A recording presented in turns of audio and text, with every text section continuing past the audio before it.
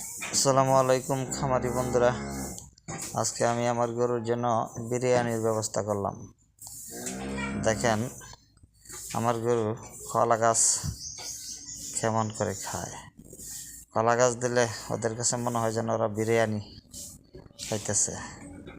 আমরা যখন বিরিয়ানি খাইলে খুশি হই, আমার গরুগুলো ঠিক তেমনই কলা গাছ পাইলে বিরিয়ানির মতো স্বাদ করে খায়।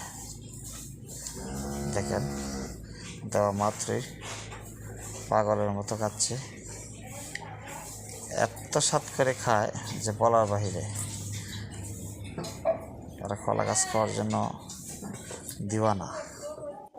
আমি মাঝে মাঝে এসে খাওয়াই কলা গাছ এনে, কোনো সমস্যা হয় না। আচ্ছা,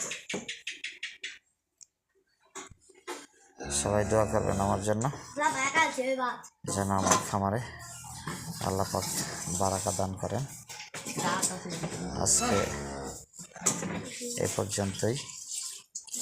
সবাই ভালো থাকবেন, আমার জন্য দোয়া করবেন, আমি ওই জন্য খামারটা ভালোভাবে পরিচালনা করতে পারি।